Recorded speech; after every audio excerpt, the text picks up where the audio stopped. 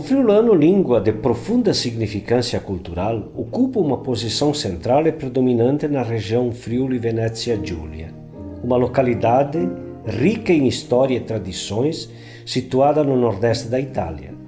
Apenas 4% dos imigrantes italianos que se estabeleceram nas colônias do Rio Grande do Sul a partir de 1875 eram friulanos. Após 150 anos, mesmo com as demais influências linguísticas, com a proibição do uso da língua italiana a partir da Segunda Guerra Mundial e do advento dos meios de comunicação em massa, estas famílias mantêm expressões da língua dos antepassados.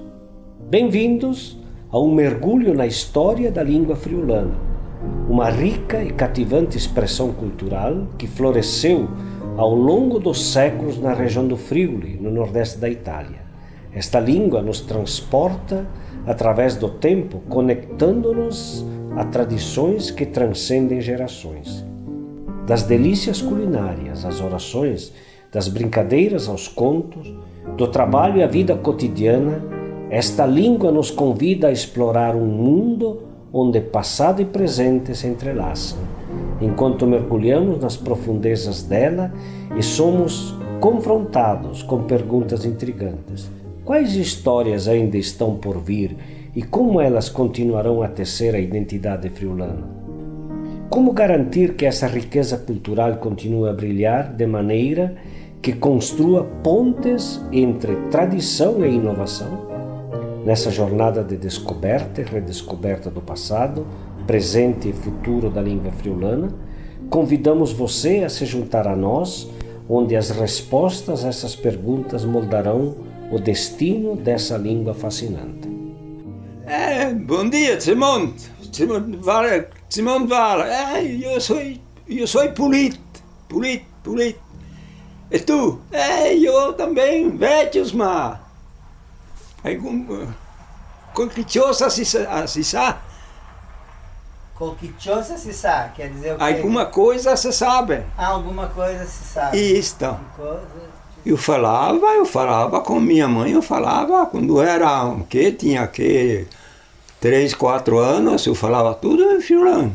Esse grande êxodo, que é o êxodo da imigração italiana do Friuli para o Rio Grande do Sul, né? Ele é um processo, digamos assim, dolorido para as famílias, para as pessoas, para as crianças, os idosos, os casais que de lá partiram e que vieram colonizar aqui essa terra magnífica que era a terra das missões jesuíticas. Mas emigraram milhões de italianos. Lá passavam fome no norte da Itália. Não havia mais terra, não havia mais pouquíssimos recursos. E solo para trabalhar não tinha mais. E quem tinha eram os feudos. Era quem tinha bastante e não pagava nada para os contadinos, se chamavam, os colonos. E ali se estabeleceu a imigração. Vieram inúmeros, não sei te dizer, mas milhões de italianos, não só para o Brasil. Os Luvisa também tem nos Estados Unidos, tem no Canadá, vieram para a Argentina também, enfim, a Itália ficou com metade da população. Aí começou a ir bem a Itália. Então, eles vieram na leva de imigrantes que vieram para cá e foram se estabelecendo nos lotes que já estavam demarcados, nas colônias que foram criadas, as colônias Conde de Garibaldi e Dona Isabel Bento Gonçalves, que foram criadas a 24 de maio de 1870.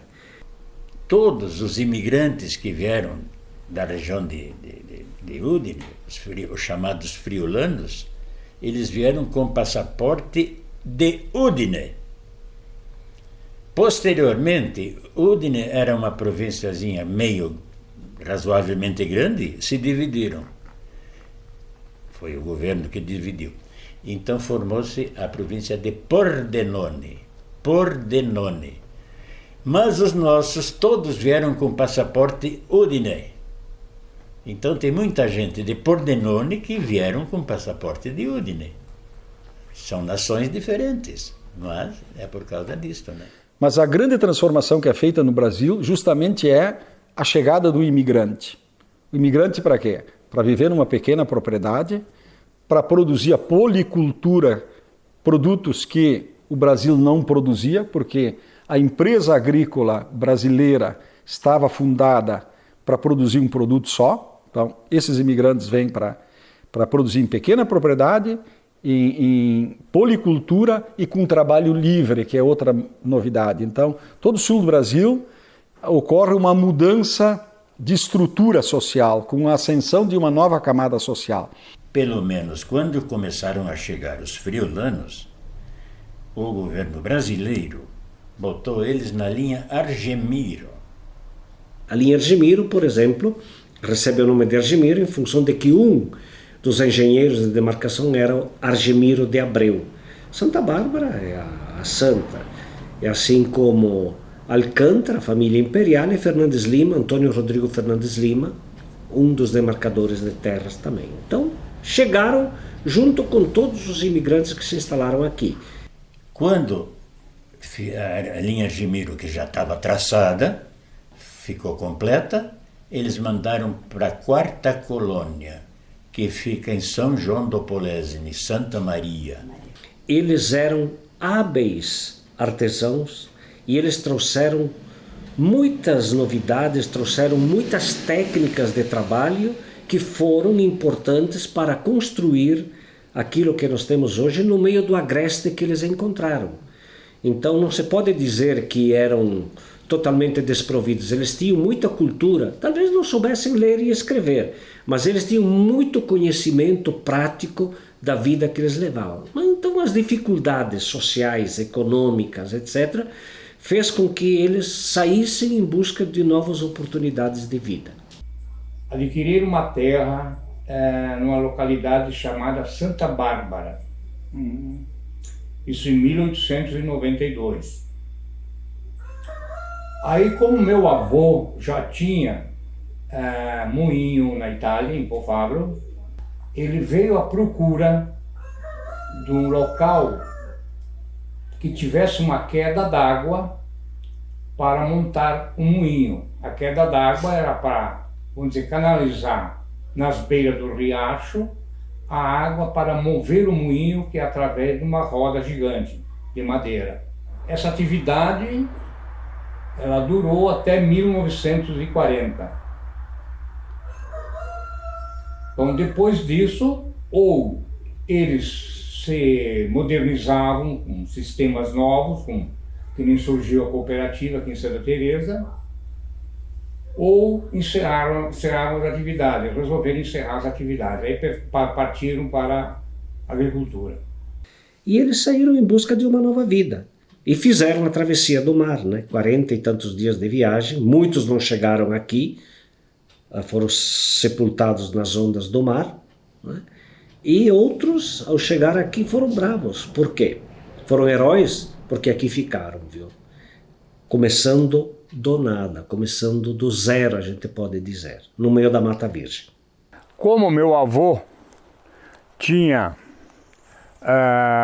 um moinho lá em Po Fabro, na Itália, na província de Spirimbergola, então ele veio à procura, descendo pelas matas, até encontrar um lugar para construir o próprio moinho dele aqui. Isso em 1896. Esta aqui foi a primeira casa atualmente restaurada. Eu falei na época que era uma casa com ar-condicionado. Por quê? Porque embaixo ficavam as vacas, o estábulo, 10 a 12 vacas, e em cima, na época, era onde era a casa de moradia. Todas as casas, embaixo tinha o estábulo das vacas dormirem embaixo das casas. Então, antes de dormir, as famílias iam fazer dressa lá, junto com as vacas, por causa do calor. As vacas produziam calor, porque nem lenha eles tinham para queimar. E começavam a vida. Por isso que nós temos hoje, por exemplo, muitos locais que a gente se mas por que foram construir uma casa lá? Mas não havia referência naquela época. Qual era a referência? Então a referência que eles buscavam era um local onde tivesse uma fonte d'água, onde tivesse recurso d'água, que era vital para a sobrevivência deles. E assim foram começando, né? De profissões assim, não. Tinha a ferraria, tinha aqui em cima, esquina aqui em cima, a ferraria. Tinha fábrica de queijo embaixo, uma fabriqueta de formaggio embaixo. Fazia cinti, cortador de couro. De couro? Fizeram um curso, sim. Foi uma experiência única, no sentido de que aquelas famílias puderam vivenciar uma percepção de grande dificuldade, de grande angústia, de falta de assistência religiosa, médica, da instituição próxima. Por outro lado, eles pouco a pouco foram tendo uma produtividade e se sentindo donos do próprio negócio, vendo construir a própria casa, tendo a sua própria vaca de leite, os seus porcos, as suas galinhas, os perus, os animais, e podendo comer com grande fartura. O ferro é fier, abate fier, far la sapa, per sapar. Tu olha isso aqui, o que tem? Ferro, muito pouco. Tem madeira, pedra, sisal, corda. Tu olha lá, é só couro e madeira. Ferro, muito pouco. Então não tinha ferro. Então tinha que fazer tudo em madeira, que nem hoje existem umas coisas antigas, né, que não tem ferro. Porque na época não tinha ferro. Era madeira, que tinha bastante couro, tem os bichos. O sisal, que é uma corda normal, né? E pedra não tinha, né? Não tinha, vamos fazer de ferro. Que ferro? Começar a vida. Isto foi, né? E a comunicação, né? A falta de médicos, a falta de estradas, a falta de escolas, a falta de hospitais. Então, o atendimento à saúde, o atendimento à educação, o atendimento às primeiras necessidades, tudo isso foram obstáculos que talvez hoje a gente não faça nem ideia de como eles conseguiram transpor tudo isso aí.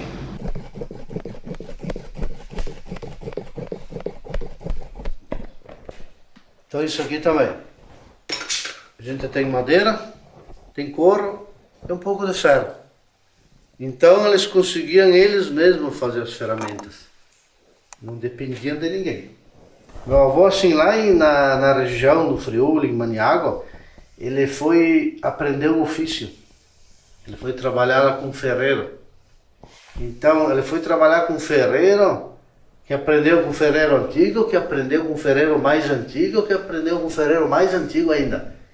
Então, muita coisa que ele trouxe para cá, e ainda que eu sei que meu pai não queria nada de moderno, são técnicas lá de 500 anos atrás, de 1000 anos atrás, bem lá no começo mesmo.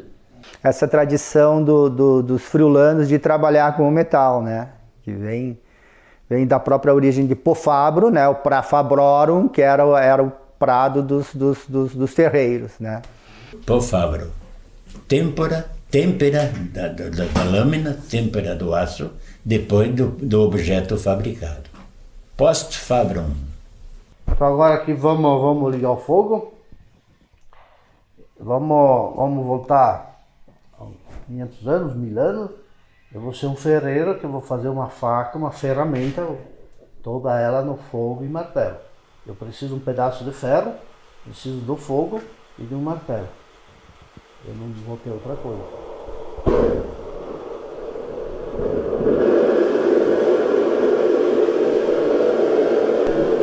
Então, daqui a gente vai tirar uma faca, isso é prego ferroviário.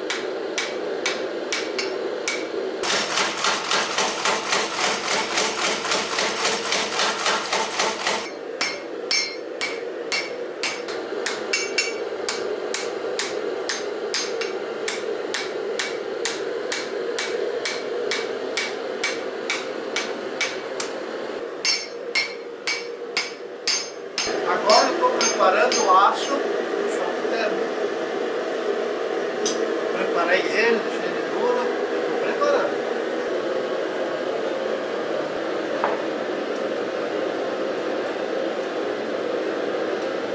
Essa faca eu vou pôr uma marca de família. Essa é a marca do bisavô, uma contramarca, uma coroa. Então tenho minha marca e a marca da família.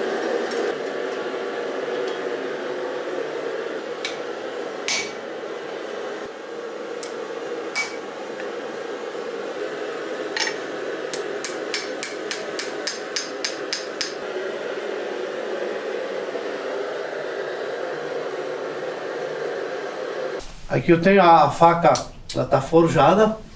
Agora eu vou fazer o perfil da faca, vou fazer a ponta dela, uns detalhes. E vou fazer a fiação da faca, vou fazer o desbaste.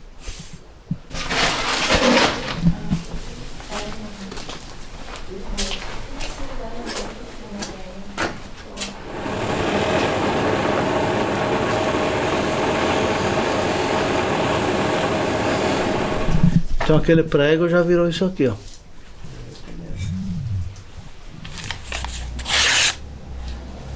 Se não tem o fio, é isso? Isso, então quer dizer o que? O que o trabalho que eu fiz lá embaixo de transformar a estrutura, de endurecer o metal, eu consegui. Porque o gume tem resistência. Está mantendo o fio, seria isso? Sim, sim. Essa madeira é dura. É, uma madeira de cedro, né? Nem mole nem dura, uma madeira de lei, uma madeira normal, né? Nem mais nem menos. Então, além do forjamento, que eu moldei a faca a partir do prego, eu transformei, eu mudei a estrutura do metal. Também uma história que dizem que os ferreiros que forjam o mundo, né?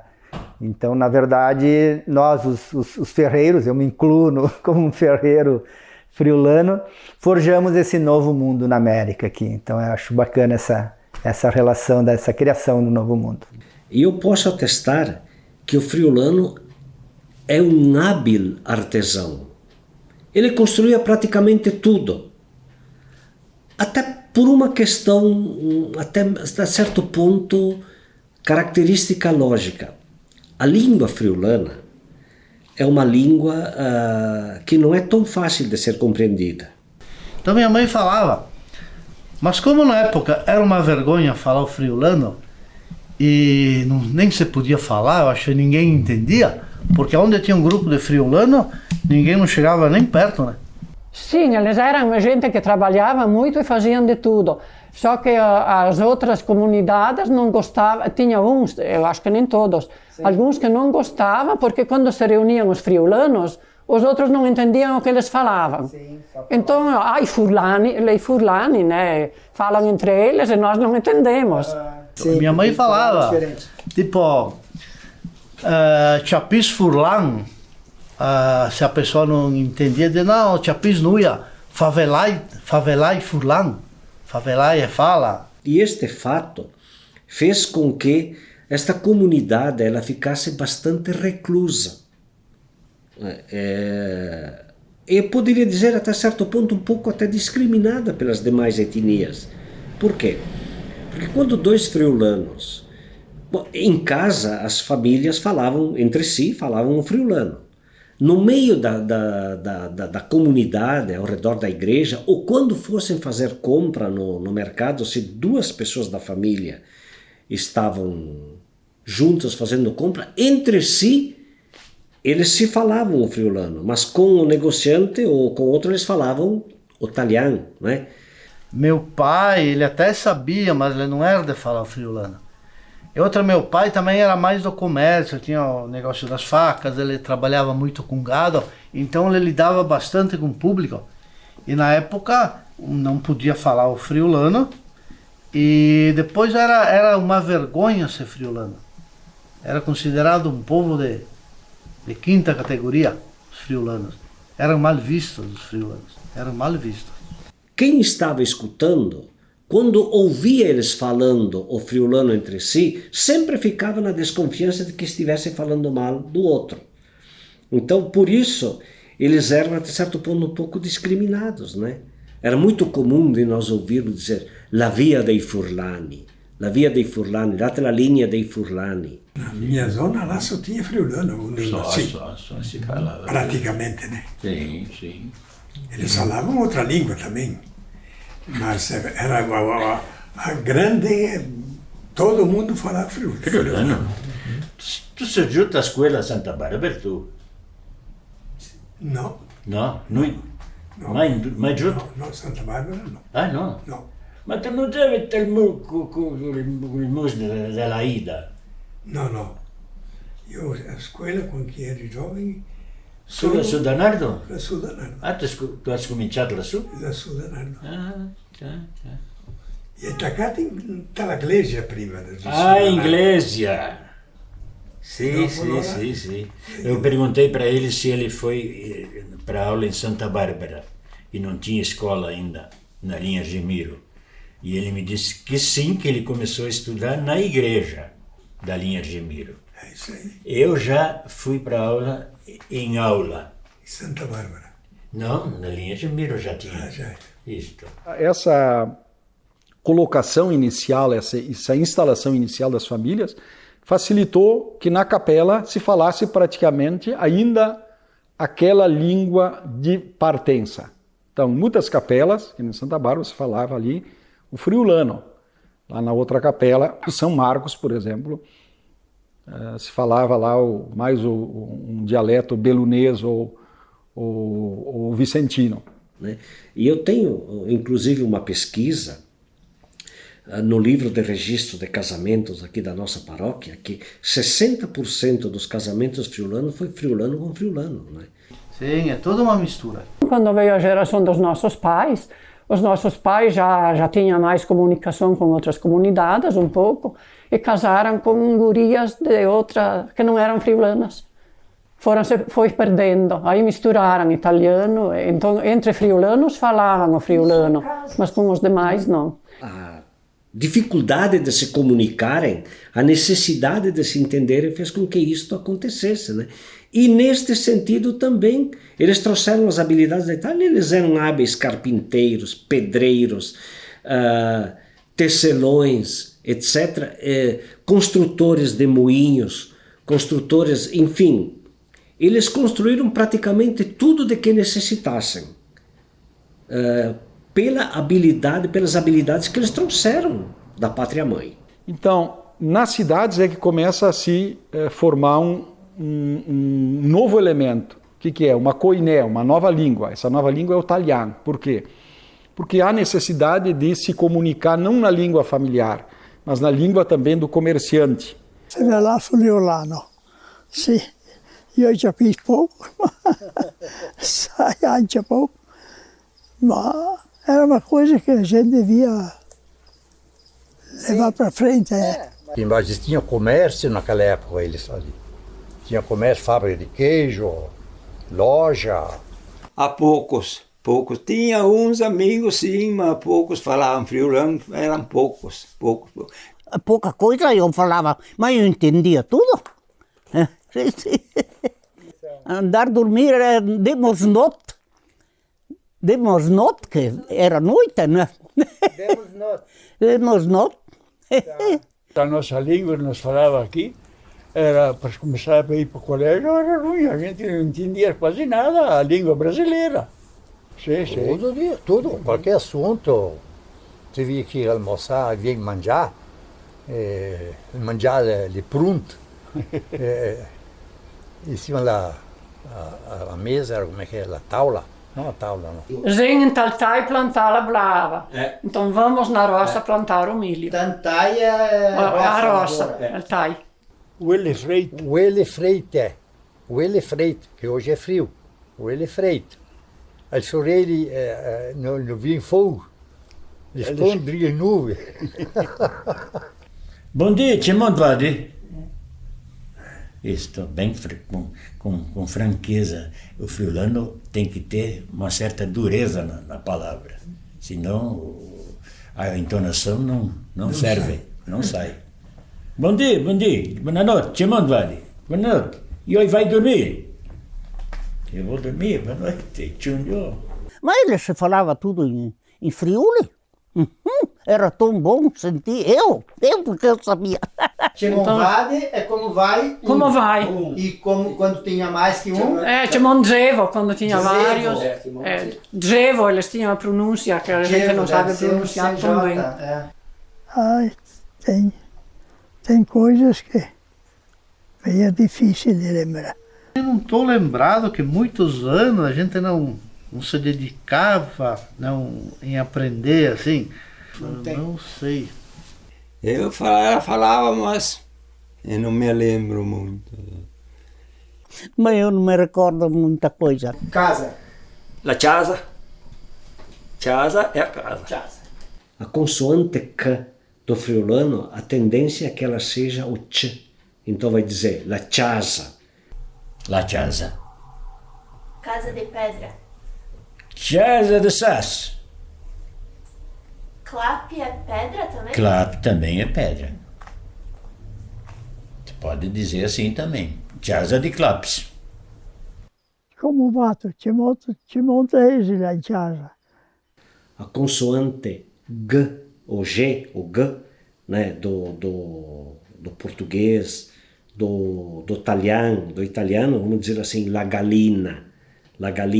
Veja bem, galina, ela tem quase a mesma estrutura linguística de galinha. Né? Só que aí o friulano, o que ele faz? Ele praticamente mantém a mesma estrutura, só que ele não diz la galina, ele diz la giallina. O galo, il gal, il gial. Dà la blava, dà de mangiare al gialli che le biel. O porco, il porco, il porcito. Assim era, né? Dá de mangiare i pucciei. Então veja praticamente o radical, a raiz da palavra, ela quase se mantém. Ela tem a pronúncia alterada. Por isso que elas são línguas irmãs, são línguas que elas brotam no mesmo tronco linguístico. Capisce um pouco, sim, mas não é uma coisa que é uma que a gente falou quando era o pai e a mãe, alguma coisa nós falava. Sim. Mas depois eles morreram, nós não falamos. Ninguém mais foi atrás. Eles morreram os velhos, né? E ficou mais novo não falava pouco, né? É por isso. Sabia neanche parlare, si sapeva parlare solo il forlano.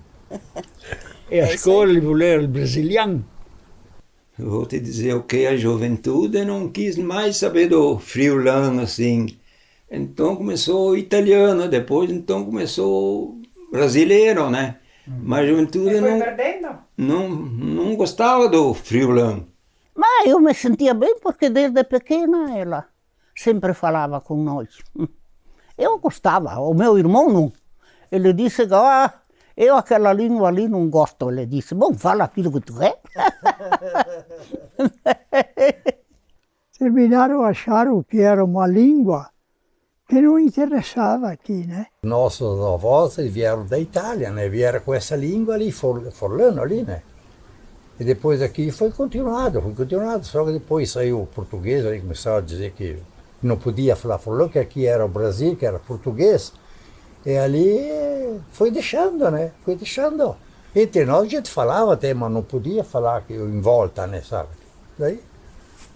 E a Segunda Guerra Mundial, então ela cometeu outro dado que proibiu as pessoas de falarem o italiano, né? Foi proibido. Mas elas em casa falavam, mas em volta não. Os nomes das localidades mudaram todos. Nós aqui em Montebello passou a se chamar Caturetã, povoado bonito. Santa Teresa passou a ser Aratinga. Monte Vêneto passou a ser Cotiporã. Então as localidades passaram. E as pessoas foram obrigadas a ou calar a boca ou ir para a cadeia, que não sabiam falar o português. Eu me lembro do meu nono, Veríssimo Brum, que durante 1940, foi um relato muito contado aqui em casa, né? Que o guarda, que o policiotto, que o policial, né, veio interpelá-lo, né? E ele não sabia falar português. porque tinha aprendido em casa o Furlan, Fevelar Furlan. Então foi preso, ficou 2, 3 dias na cadeia, aqui na cadeia onde hoje é a Câmara de Vereadores aqui em Santa Teresa, né? Porque não sabia se expressar. Também o italiano era proibido quando eu ia na aula. Agora não. Agora estou ensinando, né? A senhora, quando ia na aula, era justamente a época da... Era proibido o italiano. Sim, é verdade. Seguro. Por uma questão de necessidade de que esse Estado se consolidasse, o Getúlio Vargas impôs uma lei proibindo o uso de todas as línguas estrangeiras. E o italiano entra nesse pacote, né? E muitos dos jornais foram fechados, os jornais que eram escritos em italiano, as escolas que funcionavam, escolas em italiano. Que meu pai dizia que o governador tinha proibido falar italiano, friulano, só brasileiro, né? Então eu sei que tinha gente que não sabiam, né, falar brasileiro. A gente, depois que comecei para a escola, então se estudava português e se foi deixando. Então não se tinha muito contato com a família também. Mas ninguém falou de dizer, bom, o friulano está como?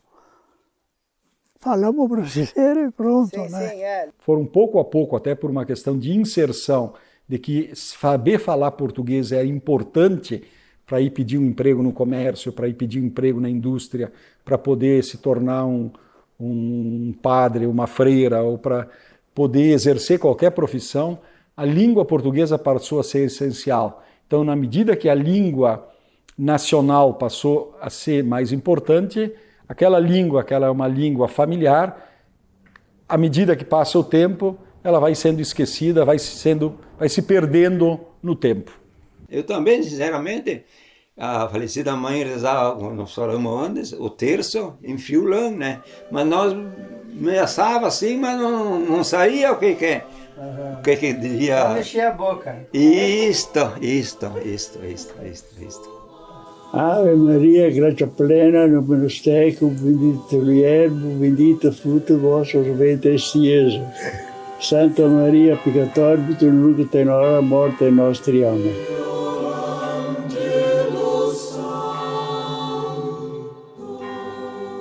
Bom, a missa, evidentemente, era o latim. A reza da missa era o latim, o padre rezava em latim. Mas o sermão era em italiano. Tu te lembra de alguma coisa, né? Dominum vobiscum. Ecco spiritu tuo. Amém. A reza do terço, então, era em latim, eles rezavam, se reuniam todos os domingos para rezar, e Ave Maria, o Pai Nosso, as orações eram em latim deles. Uma missa lá na capela, podiam fazer o que os batizados, podiam fazer os casamentos, podiam celebrar então a capela. Não só a capela, como os capitéis, não é? Os capitéis eram oratórios à beira das estradas, que tinham o papel de reforçar a religiosidade. A grande maioria deles são dedicados a Santo Antônio, e eram pontos, além de oração, eram pontos onde eles podiam recolher, porque a grande maioria dos capitéis, eles possuíam uma espécie de um cofre dentro do capitel, onde podiam ser recolhidas as esmolas que os fiéis depositavam para as obras da igreja. Rezava italiano. Madonna! Era terço todas as noites? Todas as noites, todas as noites. Sim, antigamente era assim, não tinha TV, não tinha nada. Que o sermão era um momento que ele explicava para a comunidade o significado daquilo que ele falava em latim, que a grande maioria não entendiam, né? Não entendia. Assim como, de repente, não entendiam se ele falasse o português, né? E a religião, né, Luísa, que influenciou muito a religiosidade. A religiosidade era profunda. Em primeiro lugar, eles precisavam se agarrar na religião, porque, meu Deus do céu, né? O trabalho era tanto que... Não tinha saúde, não tinha medicina, não tinha nada, né? Eles tinham que se agarrar na religião, na fé. Fazer na reza? Pregar? O italiano pregar. Era fazer uma reza. Porque os friulanos todos acabaram assumindo a linguagem dos vênetos, né? Porque os vênetos são maioria total. Vênetos são maioria total no Rio Grande do Sul. Vieram em grandes quantidades. Eu diria que se não tivesse tido uma carga muito grande, uma dose muito forte de fé incutida pela igreja, eles não teriam vencido os obstáculos, não teriam conseguido superar as dificuldades que encontraram. Io sapevo che proprio va sul fen. Anche aquele. Vai a vedi che Anche aquele. Anche aquele. O crepe va passando com Letizili. Se Letizili vão aos passos. E se vem la tomarosa. Trai la boccia calagosa. Isso. Mais ou menos a tradução é assim. Ele ia para uma festa noutra comunidade e levava sempre junto nozes nos bolsos. Nozes. Sim, porque linole, são nozes. Sim, linole. Isso. Levava nozes para dar para as moças, para as namoradas. Isso aí. Da dialina se nasce em se beca. De galinha se nasce e no chão se come, se bica. Tem certas coisas que não tem tradução correta. Il chan del gial e cric di. Mandi ninini mia, mi tocha partir. Então, o canto do galo está clareando o dia. Tchau, minha amada, tenho que partir. Il chan del giallo, il cric il di, mandi ninini mia, mi tocha partir. C'è avuto minuta di niente così, ti ciapi, ti lavi, ti bussi, ti metta a dormir. O que queres, Nineta? Melhor que isso. Eu te pego e te beijo e te ponho a dormir. C'è vosto, Nineta, di miei di così, ti ciapi, ti bussi, ti mieti a dormir. Na lera, na chavra, na lera, na feda e lá ogni dì. Pelo amor de Deus, ela se dava com todo mundo. E depois ela gostava de cantar, mas não me recordo mais agora. Da Friuli ela dizia. E Chicotinha, não sei, não me recordo mais.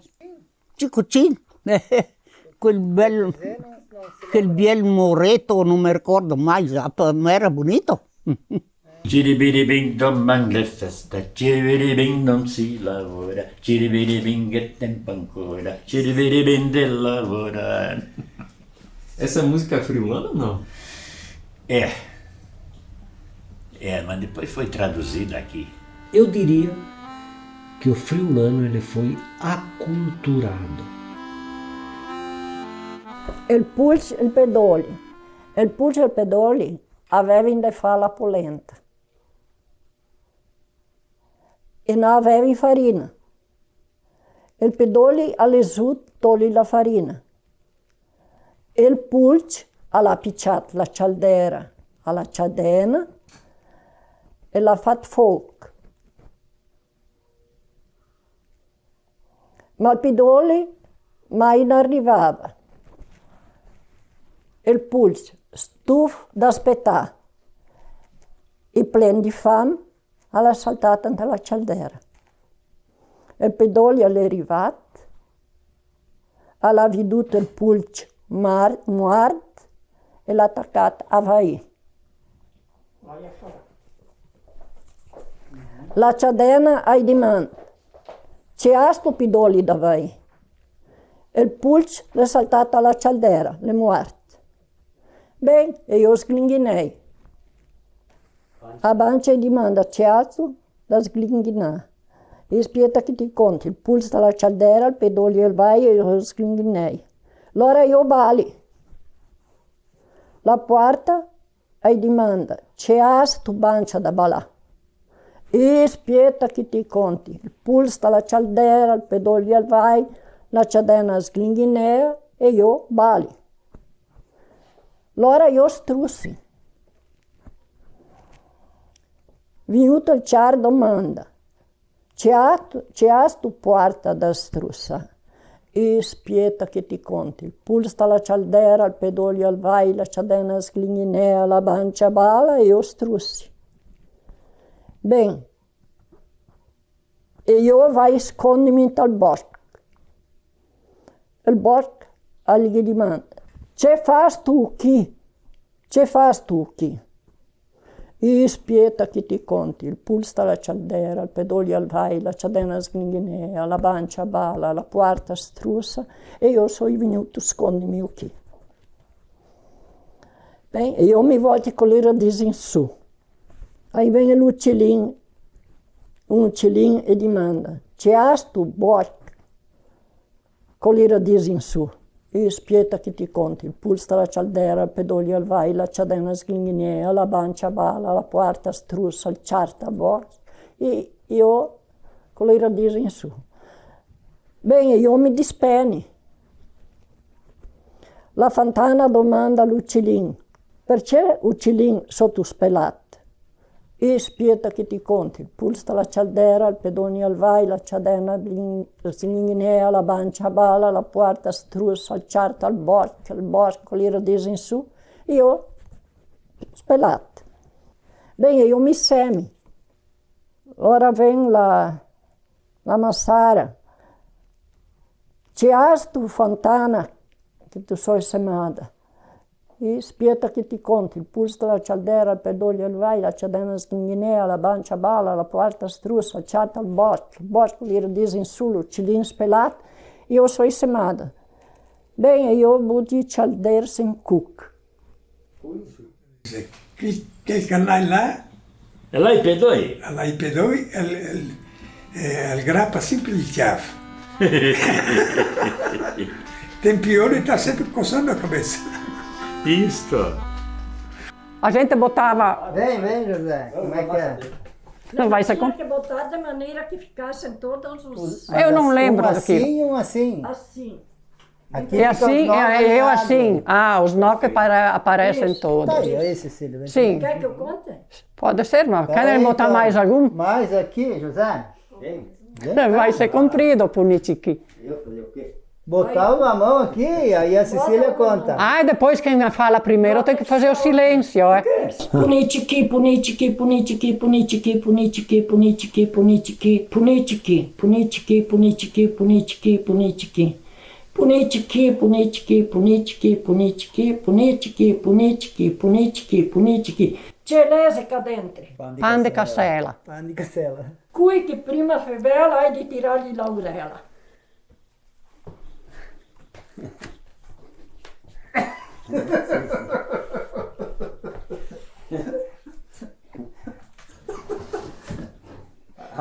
Eu vou falar com falou. Sabia que levava o puxão. Vai lá agora.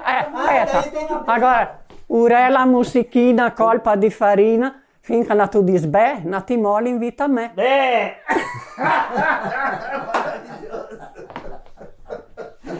Não, às vezes fazia artes, né? E aí a gente, ó, tinha o meu irmão ali, meu Deus, ele fugia, né? E aí ele dizia, Matemeri Varel, filho da polenta. Il cos. Il cos. Il cos, non c'è tutto l'ho portato. Un bel tocco. No inverno era pura neve. E na primavera começava a nascer pasto em cima, lá em cima no chateau do Monterral. E eles com que subiam? Com o cos. Levavam a comida e a roupa. Das costas. Da costa. Il cos é um balaio que se pendura nas costas. Botava duas tiras, uma tira aqui, uma tira aqui, e botava nas costas, né? E fazia uma boca grande assim, e ia para baixo fechando assim. Enchia de pasto para os animais, né? E podia carregar o milho da roça de milho para casa, o pasto para os animais, a própria ida para a roça, as crianças podiam ficar lá, mas basicamente é um instrumento de trabalho que permitia principalmente as pessoas se deslocarem nas encostas íngremes que nós temos aqui, porque os braços permaneciam soltos. Qui va dormir senza cena tutta la notte si remena. Quem vai dormir sem janta se reboleia toda a noite.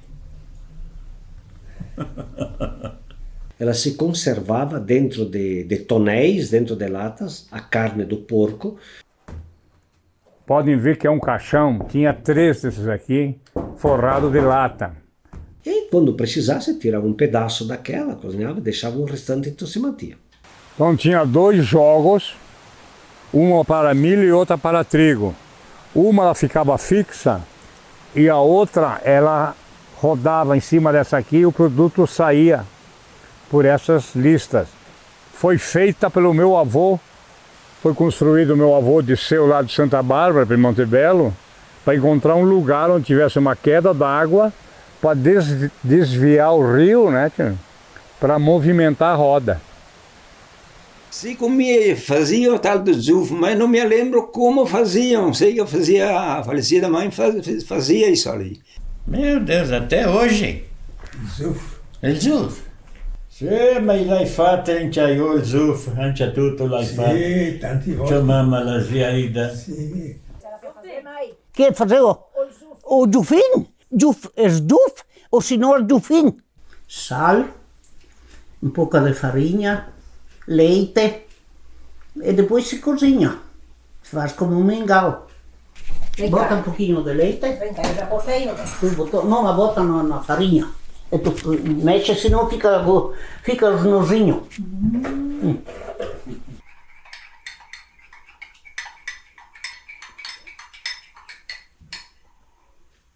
Às vezes a minha sogra, ela fazia assim, mas ela botava salame bem fritado. Com um pouquinho de banha, ela botava o leite e botava farinha. Ela fazia um mingau assim. Com salame. Fritava o salame primeiro. Sim. Mas era bom? Sim. Era bom, eu gostava. Posso botar? Vou esperar. Não sei, não ferve ainda. Não. Espera mais um pouco.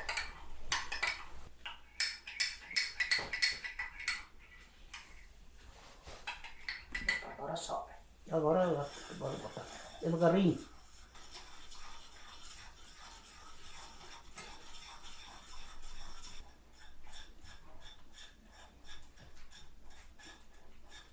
Hoje à noite tem a janta pronta. Vai ter que experimentar. Não sei se vai sobrar, hein?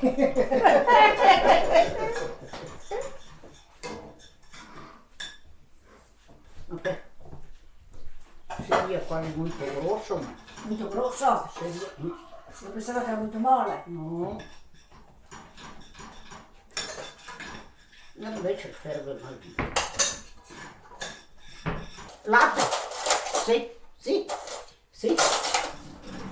É farinha, é farina. É.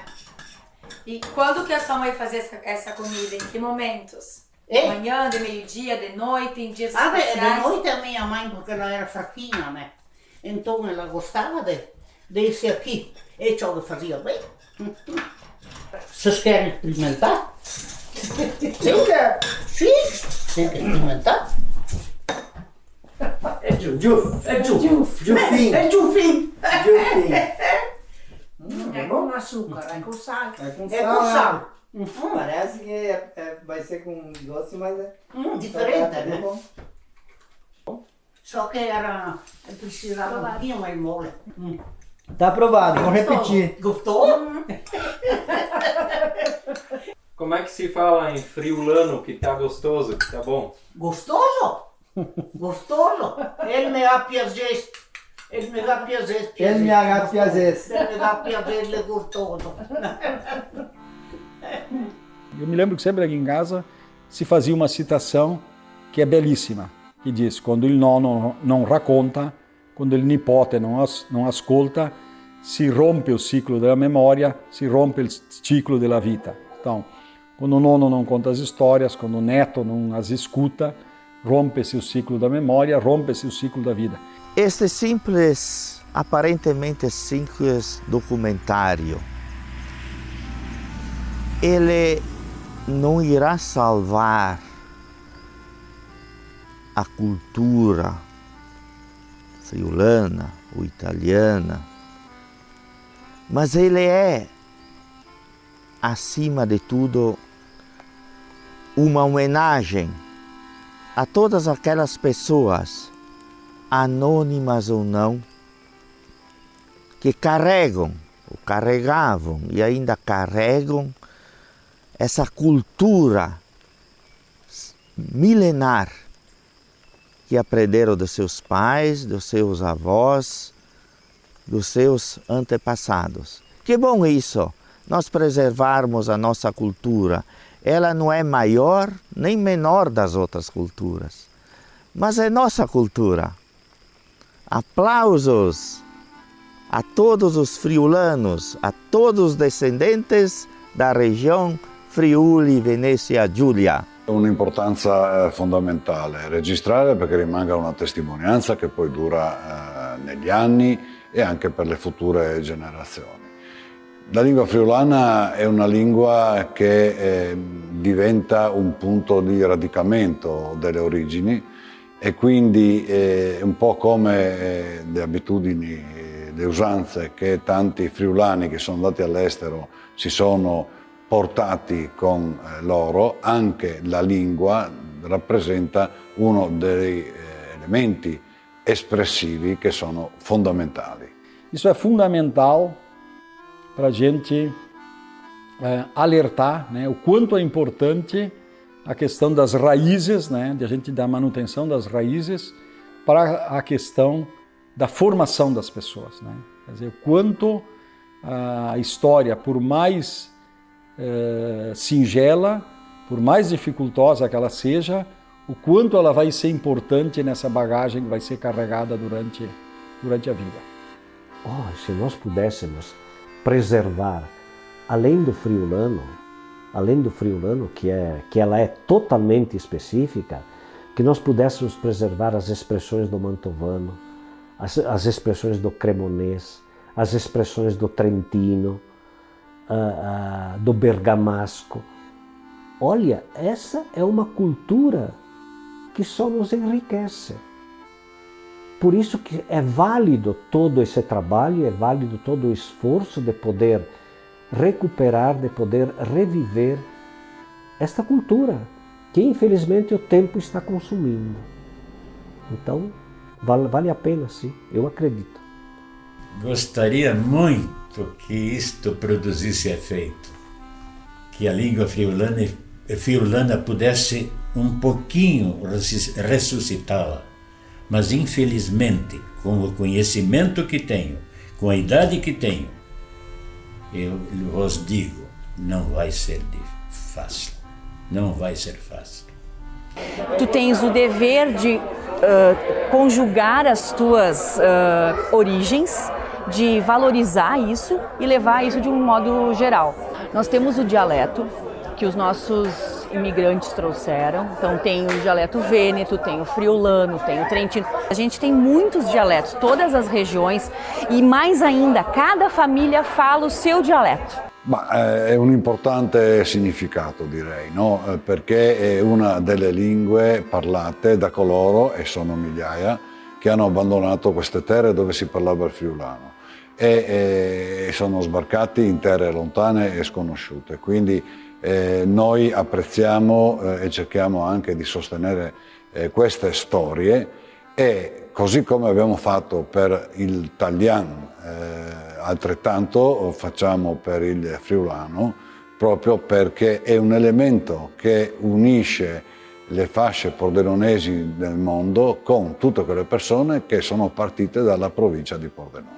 Falar uma língua estrangeira, que seja italiano ou outras, é uma riqueza enorme. É uma riqueza enorme que permite de entender mais da cultura de um país, permite de construir pontos com outras culturas. Eu acredito que seja uma grande ocasião para os nossos jovens aprender ainda algumas palavras seria bom, né? Para manter um pouco essa conexão com a nossa cultura, com o nosso país.